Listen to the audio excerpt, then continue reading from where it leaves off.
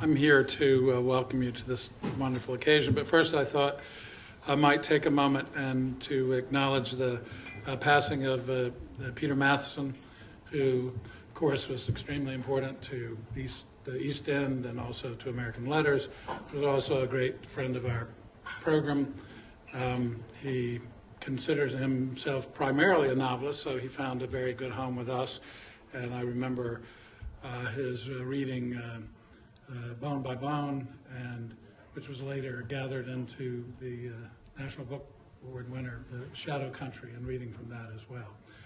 Also, I think 3 springs ago, from this spring, he joined, and I think Professor Ganay is here, but joined Professor Ganay's class, which was held in the Tidewater, a pub at Southampton. And Peter Matheson and James Salter visited that class, so it was a legendary class, I imagine, although maybe it's more fun to talk about it than actually have been there. I don't know. We can ask Professor Ganay that.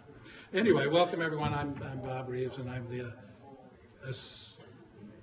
that's Bob Ganay, Associate Provost of the Graduate Arts Campus. And we are here to celebrate the next issue of the Southampton Review, now in its, which year? 8th year. And this is the 16th then issue? 15th issue of this gorgeous magazine. I was supposed to check that before I came up here, and obviously I have, because I was guessing, I have 7th and 14th, but there. And this is a magazine that is central, not just the identity of our graduate program, but to the identity of our entire community. And if you trace where this began, if you go all the way upstream, you'll find a writer alone in a room. You'll find a moment of solitude, the moment when the writer leans over the blank page or stares at the blank screen. And those moments hold agony and doubt, or sometimes, if we're lucky, joy and powerful belief in one's own powers. And if the writer is lucky and determined and committed, something miraculous happens on the page, and that is the moment we celebrate tonight. It is a kind of a miracle. This is a miracle. And I don't believe in miracles, but this has something miraculous about it. Also, if you trace this back to its source, this wonderful magazine, you'll find a particular person there. Well, of course, you know, many talented people go into the making of this, but you'll find a particular person who had a particular vision for the Southampton Review, and that person continues to make that vision a reality. She also happens to be the person who gets the first look at each new issue. Here's the ritual, which is familiar to all of us in the program around the office. We have the first carton delivered to her in the privacy of her office, and we have been known to linger just outside her closed door, and we have frequently heard from inside murmurs of joy, even ecstasy. And I will resist further description of the sounds, but 2 issues a year for 8 years, that's a lot of ecstatic murmuring. By now, you will not be surprised to learn that I'm referring to Lou Anne Walker, the founding editor-in-chief, who has turned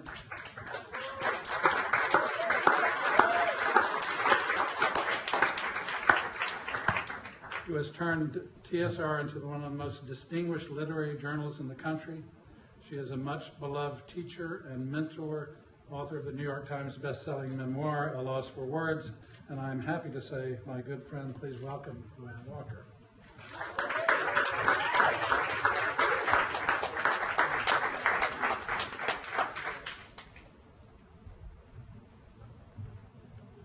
Well, this is a celebratory evening for all of us, and I'm so grateful to Bob Reeves because this was his idea originally, the entire TSR, Southampton Review.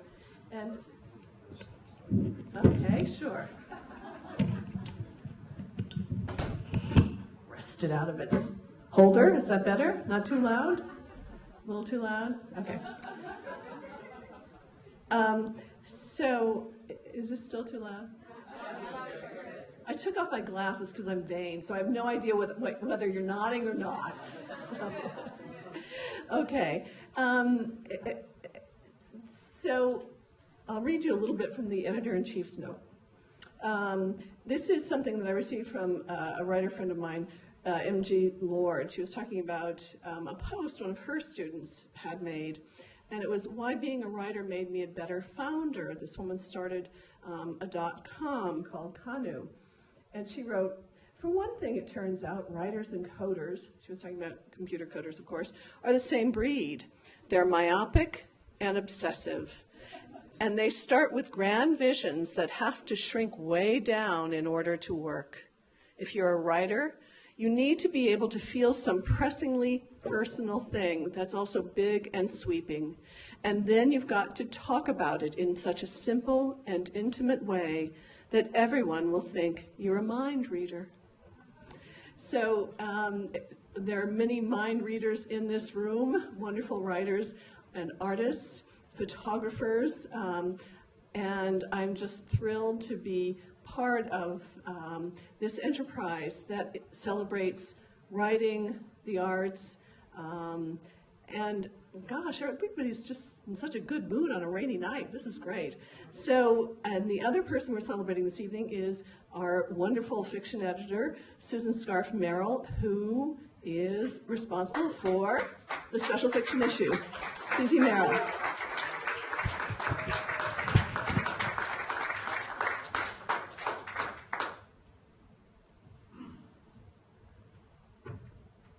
You can hear me because I can't hold the microphone. So, because when I get excited, my hands shake, even though I'm actually not nervous. So I just want to say hello to everybody. How's that? Is that good? I'm so happy to have you all here to celebrate this issue, the launch of our Spring 2014 issue devoted to short fiction. As anyone who has taken my class, and there are many of you in this room, knows, years of reading short fiction has led me to one essential question: why? Why? A story, no matter how compelling the writing or fascinating the characters, must have a reason for being. It must explode out from some necessity. Finding stories that do this is actually not so easy. But putting this issue together was a dream come true. We found extraordinary work that runs the gamut. Writers of all stripes, international, local, young, and the other kind, established and less so. I'm so proud that several of the writers included in here are being published for the very first time. As proud of this as I am to note that luminaries like Naheed Rockland and Edwidge Danticat, like Billy Collins and Marilyn Nelson, are in these pages. In a moment, we'll hear brief readings from a few of our contributors. But before we do, I'd like to celebrate something else. TSR is entering its 8th year of publication this spring, and that's a miracle for physical literary journals like this one. Even though we've made the move online, and you can find us at the southamptonreview.com. Yay, finally. Yay. We're really all about this book that I'm holding in my hand, all about enriching the world twice a year with a journal that's as beautifully made and visually stimulating as it is well written. Congratulations to Luann, my lifelong friend, whose vision underlies all we do, and to Bob, who is a steadfast supporter of literature at every level, and to everyone else who lends a hand to create this smart, funny, and permanently gorgeous journal. Some of you have emerged from the woodwork in the past without our even asking to help us with our mission to find new voices, broaden our reach, expand further into book publishing and other ventures, and we're very grateful to you. We've proven that we're here for the long haul, and we'd like to invite the rest of you to join our list of supporters. There are cards, people with cards, grad students with cards wandering around. There are cards and grad students probably connecting you to them. Yeah, Tony Lynn has some over there. Please take one. Any contribution you'd like to make will go a long way to supporting us as we grow and evolve. Our website, which is new, also has a new page devoted to thanking our contributors, name by name, and we'd love to see your name there. So please give us a hand. And now, before we give a different sort of hand to tonight's readers, let me tell you who they are. Reading tonight will be Emily Gilbert, Mary Elizabeth Bunzel, John Ehrman, Jordi Alonso, and Paula Wyman. Let's give them a big hand.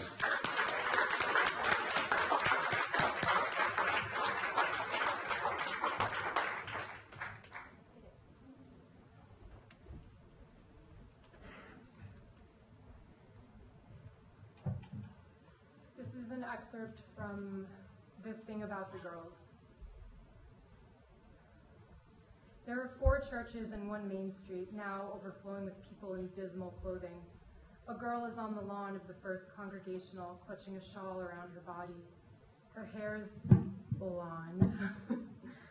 Her hair is blonde and her skin is pale, and she is colorless against the stark black of the cloth. You two, she cries out and throws her arms around Megan and Kristen. They weren't close with her, but her mother had been their school nurse. It's so good to see the 2 of you together. Kristen says, "How have you been?"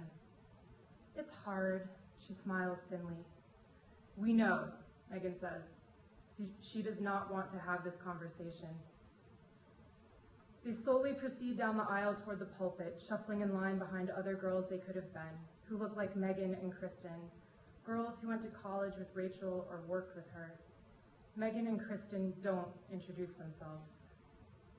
Rachel's body, pallid and waxen. Someone has put her in an olive dress. She would have hated that color, Kristen says. Rachel's hair, the curly, frizzy hair she loathed. She's beautiful in an off kind of way. Rachel's face, the mortician used too much eyeshadow, but they can still tell it's her, the cheekbones and the nose she was so proud of. The longer Megan stares, the more unreal everything becomes. It isn't Rachel. It's a mannequin, something plastic. Its fingers are gently curled. There is no more room in the sanctuary, and a man in a dark suit ushers the girls down the narrow stairs to the low-ceilinged basement where they went to Sunday school. There are kids they haven't seen in years and years, and one of them presses a travel pack of tissues into Megan's hand. They listen to the service piped in on old speakers. The voices sound tinny and far away. The minister says, "When something like this happens, we often blame ourselves. We feel like if we had done more or reached out to her, we could have stopped this from happening." What could we have stopped? Megan has tried to unravel that night, untie the knot of what happened. She has cataloged all the times Rachel ever looked at her, brushed her hand, maybe let the touch linger a bit too long. She has imagined calling her, writing to her, kissing her, somehow undoing the years of silence. These feelings are normal, appropriate even, but we must remember that we did the best we could. Megan is not so sure, but it's vanity thinking she might have been the one to save Rachel. The girl Megan had known, who gestured with licorice, who walked with her and Kristen through the town's empty streets late at night, was from years ago, and now there is only empty space where she used to be. No one from Rachel's immediate family gives eulogies, only her uncle, a work supervisor, and a coach. The corner of one of the floor tiles has begun to pull away, exposing the dirty concrete beneath. Megan picks at her cuticles and studies the yellow pattern on the linoleum. Kristen opens and closes her fist around a crumpled tissue. No one will ever tell her what she doesn't know. Megan watches the church ladies in the kitchen begin to set out milk and sugar for coffee. They wear beige slacks and pastel sweatshirts layered over white turtlenecks. Their faces are bland and soft, and they murmur to each other in a language only they can understand. Thank you.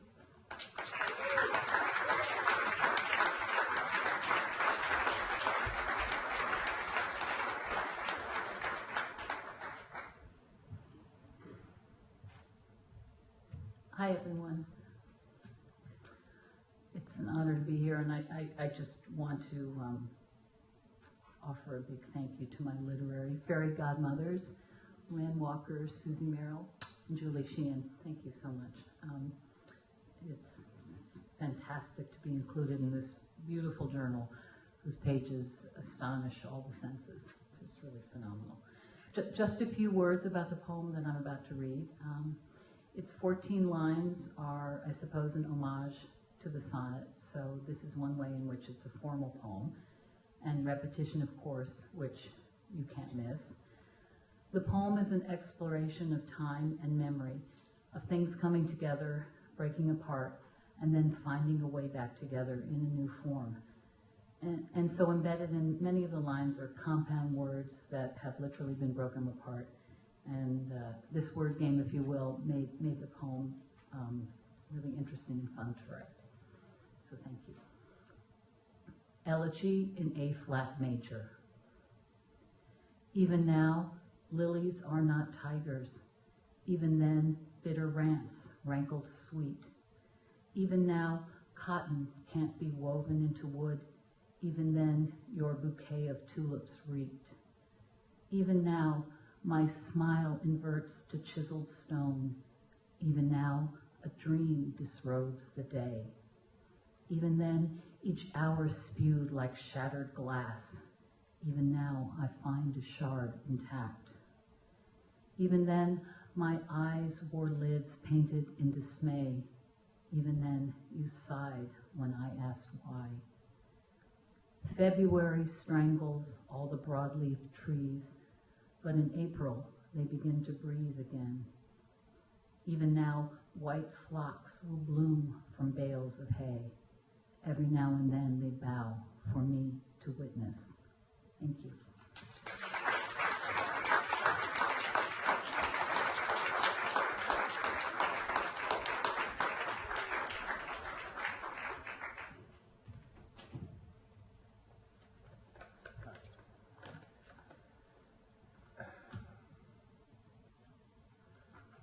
For as long as I can remember, my father made it clear that I was not the son he had hoped for.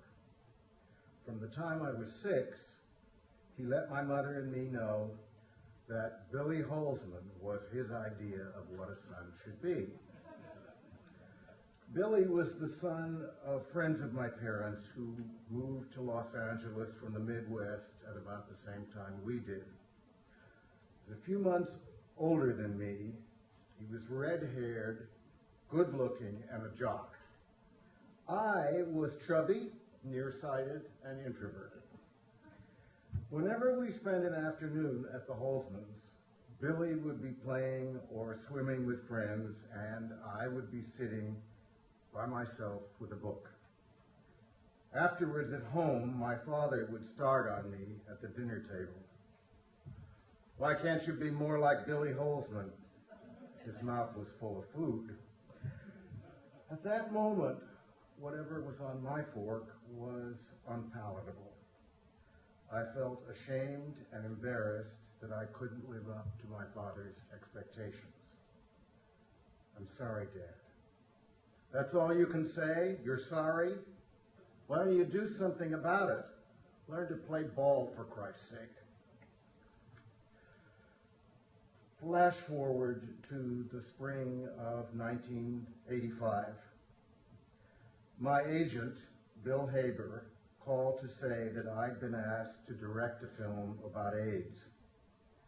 The network had wanted Paul Newman for the job, but when he demurred, Bill Haber did a real sales pitch for me, claiming that a gay man would be a more appropriate choice. It was the story of a typical American family who had come to grips with the fact that their only son was a homosexual who had contracted AIDS. This was very daring material for a very conservative network. Only a couple of years earlier, I had been taken off the Thornbirds miniseries because it was to star Richard Chamberlain. The head of Warner Brothers Television decreed that it would prove unwise to have a gay star and a gay director for such a heterosexual project. In the past, Richard and I, paranoid that we would be found out, had tried to keep our sexual choices a secret. But Hollywood is a very small town, and suddenly, my sexuality was an asset. The film was called An Early Frost, and it was the most difficult project I had ever done. The executives at NBC were petrified by the subject matter because they felt that they were going to lose all their sponsors. And so they threw us to the censors, who were adamant that we not show any gay characters in a positive light. That was unacceptable to me, and I finally overcame all my adversaries and made a film that was nominated for 13 Emmys, and I was awarded the Best Director of 1986 by the Directors Guild of America. It was an important moment for me as a filmmaker and as a man. Remember my childhood friend Billy Halsman? 20 years after Early Frost, I ran into him and his lady at a party in East Hampton. He was white-haired now and still had a pleasant, easygoing personality. "You know, Johnny, you're a miracle." I stared at him. I couldn't imagine what he was referring to and said so. "I remember you as a kid. You had the worst father I've ever known. And yet you forged ahead and made a big success out of your life. That's quite an accomplishment." I was incredulous. "Oh, come on, Bill, let's get real here. Don't kid me. Don't kid a kidder. I saw you win your Emmy on TV, and I read about all your other awards. I envy you. You've done a lot more with your life than I have, and I'm really proud of you." This was another life-defining moment, thanks to my old pal Billy.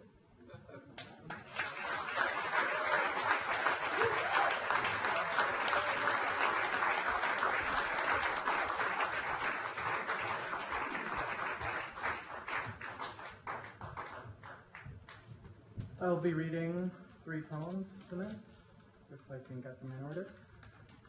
The first one is Ode to Bread. From the creaking of the kitchen drawer as the stainless steel vessels that are your caretakers wake in the afternoon marigold light, reflecting on the maple molded mica countertop. From the willful kiss of wheat flour as it meets the egg white and yolk that once fit in a cream-colored crust as smooth as yours. You were made for the dark day your baker needs your warmth to gorge on. You bow and become black bread as the rye strengthens you, warm hands guiding, kneading, punching, forming, reshaping you into rugbrod, baked strong and cut thick for salmon or caviar.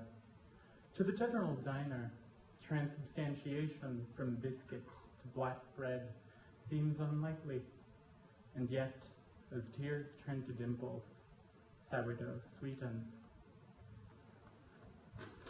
The second poem is a sonnet called Verba Volant. When passing by the coffee house one day, when picking up a package in the mail, that sweet and really lovely Chardonnay you know she had when you both had the quail, the day the road was icy and your phone was dead, the day you stopped to ask directions to the restaurant alone so she could get you an enameled flask without your knowing. As the whitened road grew whiter by the minute, by the wharf, closed for the weekend, ice cream a la mode passed through your head, and, tightening your scarf, you sped ahead, rushed through the door, and found her at your table with wine and a plath and a pound. The last poem I'll be reading is Fragment 40. I will pour dark red wine when you need the soft touch of the grape as you lie on my couch. When you want me to sing, we will drink, and our lips will be stained. I will pour dark red wine when you ask. Thank you.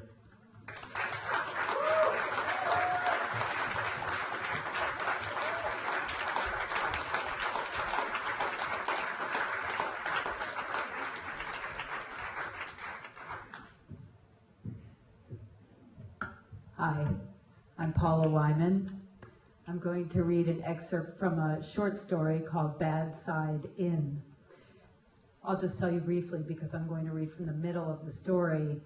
The story is set in Washington, D.C. in 2002 during the time of the sniper attacks, a few months of random shootings about a year after 9/11. Vince is a contractor who's come to give an estimate for a fence. I leave Vince in the kitchen and search upstairs for Band-Aids.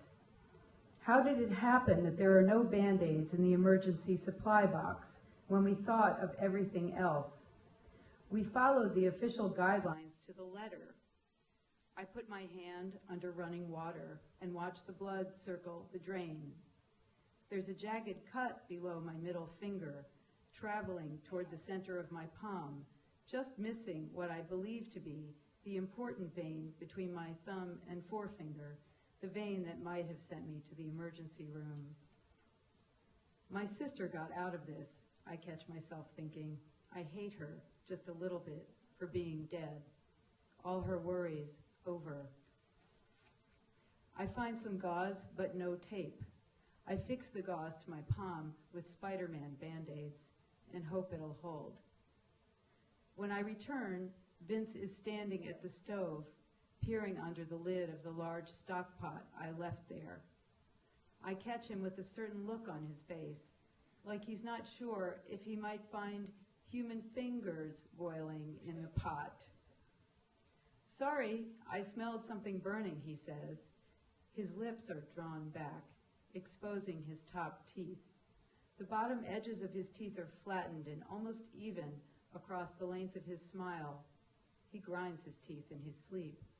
Is he, too, dreaming of shooters and sinister box trucks unlike his own, and powdery substances that arrive by mail, and shoes with built-in fuses and other hazards of modern living?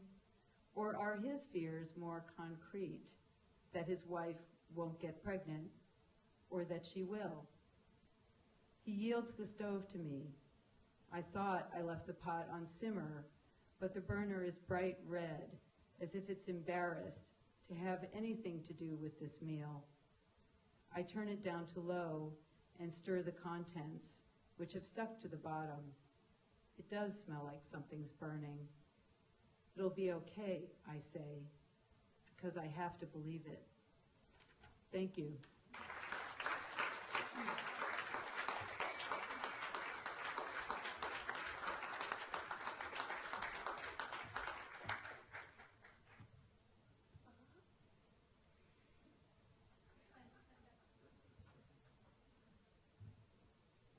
Yes.